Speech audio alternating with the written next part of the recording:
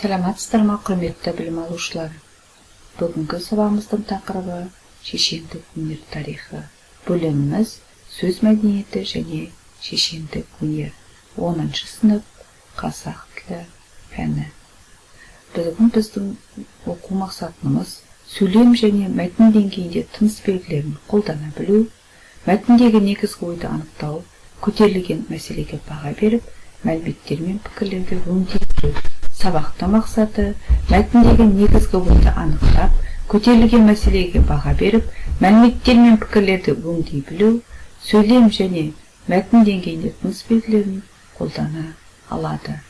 Бағалау критерийі мәтіндегі негізгі ойды анықтап, мәтін құрылымын талдайды, өз пікірін басқа пікірмен салыстырып, мәліметтерді өңдеп қолданады, сөйлем ішінде кездесетін тыныс белгілерге назар аударылады. Құрметті оқушылар, галереяға шолу әдісіменен мына суреттерді таныстырыңыздар. Суретте кімді көріп тұрмыз? Осы бойынша ауызша айтатын боласыздар. Жалпы шешендік сөздерге тән ерекшеліктерге тоқталатын болса, біріншіден қазақ шешендерінің сөздер жазбаша емес ауызша айтылып, дүниеге келеді де, одан кейін бірден бірге жатталып, ұрпақтан ұрпаққа жетеді. Екіншіден, айтыла келе, бастапқы нұсқа қалып өзгеріп отыруы мүмкін. Үшіншіден, шешендік сөздер кейінгі айтушылар тарапынан қажетіне қарай өзгеріп, қолданылып отырған. Шешендік сөздер ақындар айтысы сияқты сөз тартысы дауыс үстінде, ел тағдыры талқыланған ұлы жиын кеңес кезінде, оңаша ой толғау, сұхбат әңгіме еткен барысында, арнау, сәлем, өсиет түрінде өмірге келген екен. Бүгінгі оқушылар грамматикалық тақырыбымыз нүктелі үтір. Нүктелі үтір құрмалас сөйлемнің құрамындағы жай сөйлемдердің арасына қойылатын тыныс белгі. Онда сөйлемнің құрылысы мен мағынасы негізге алынады. Нүктелі үтірдің қойылатын орындары.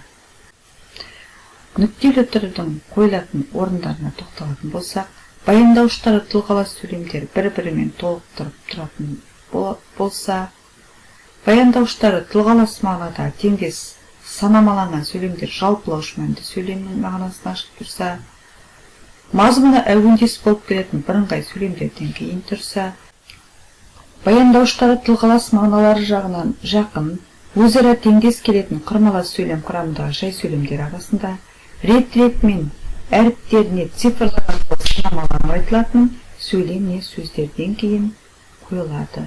Оқулықта мысалдары берілген, қарап өз беттеріңізбен жазып алыңыздар. Енді оқушылар, бүгінгі оқу мақсатымызға байланысты мына тапсырмаларды орындайық. Алдымен анықтау деп аталатын тапсырма. Оқулықта 2 мәтін берілген. Бұл тапсырманы жұппен оқып, кестені толтырасыздар. Мен сіздерді бұл тапсырманы Padlet тақтада орындайтын боласыздар. Конвертте алдарыңызда мәтін берілген. Сол мәтін бойынша 2 бағанға толықтырып жазасыздар. Алғашқы бағанға шешендік өнер кезеңдерін жазатын болсаңыздар, екінші бағанға би шешендерді жазып көрсетесіздер. Padlet тақтадан орындаймыз бұл тапсырманы. Екінші тапсырманы оқушылар пайымдау сұрақтары әдісі. Бұл сұрақтарға ауызша жауап бересіздер. Шешендік өнер туралы не білесіз? Шешендік өнердің тектері мен түрлері туралы не айтар едіңіз? Шешен адам қандай болу керек деп ойлайсыз? Шешендік сөз дегенді өз сөзіңізбен қалай түсіндірер едіңіз? Міне осы сауалдарға жауап іздейтін боламыз. Оқушылар, келесі тапсырманы талдау кестесі ретте ұсынбақшымын. Оқулықта ұсынылған бірінші А мәтіннің құрылымына, мазмұнына, тілдік ерекшелігіне талдау жасап, мына берілген кестені толтырыңыз. Тапсырма оқушылар, әңгіме картасы ұқсастыру деп аталады.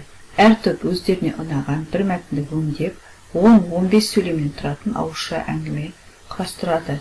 Мен сіздерге алдын ала топқа мәтіндер жіберген болатынмын. 4 түрлі мәтін.